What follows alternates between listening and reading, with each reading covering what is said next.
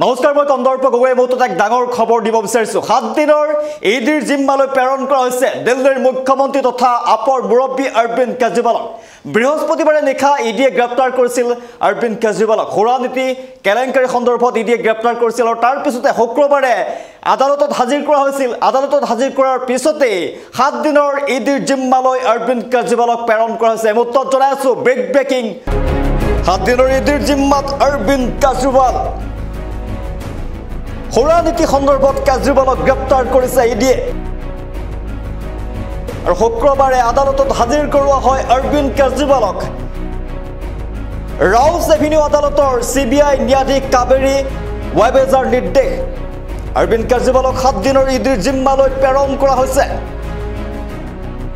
কেজৰিৱালক গ্ৰেপ্তাৰৰ পিছতে বিজেপি চৰকাৰৰ তীব্ৰ সমালোচনা বিৰোধীৰ দেশজুৰি আপ কৰ্মীৰ তীব্ৰ প্ৰতিবাদ অব্যাহত আছে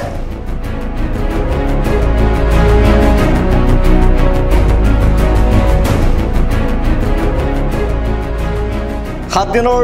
ঈদৰ জিম্মালৈ প্ৰেৰণ কৰা হৈছে দিল্লীৰ মুখ্যমন্ত্ৰী তথা আপৰ মুৰব্বী অৰবিন্দ কেজৰিৱালক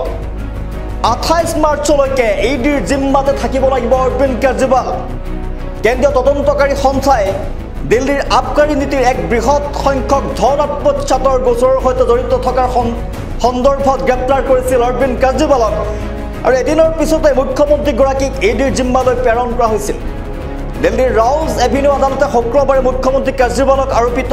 আবকাৰী নীতি কেলেংকাৰী সম্পৰ্কীয় ধন আত্মসাতৰ গোচৰত ঈদৰ জিম্মালৈ প্ৰেৰণ কৰিছে আৰু ইডিয়ে বৃহস্পতিবাৰে নিশা গ্ৰেপ্তাৰ কৰাৰ পিছতে শুক্ৰবাৰে কেজৰিৱালক আদালতত হাজিৰ কৰোৱা হয় পিছত ৰাউছ এভিনিউ আদালতৰ বিশেষ সিবিআই ন্যায়াধীশ কাবেৰী ৱাবেজাই এই নিৰ্দেশ প্ৰদান কৰিছে 7 দিনৰ বাবে দিল্লীৰ মুখ্যমন্ত্ৰী অৰবিন্দ কেজৰিৱালক ঈদৰ জিম্মালৈ প্ৰেৰণ কৰা হৈছে জ্যেষ্ঠ অধিবক্তা অভিষেক মনু বিক্ৰম চৌধুৰী ৰমেশ গুপ্তাৰ লগতে অধিবক্তা ৰজত ভৰদ্বাজ মুদিত জৈন মোহাম্মদ ইৰছাদ দিল্লীৰ মুখ্যমন্ত্ৰী অৰবিন্দ কেজৰিৱালৰ হৈ তেওঁলোক উপস্থিত থাকে এছ.ভি. ৰাজু আৰু বিশেষ অধিবক্তা জুহেব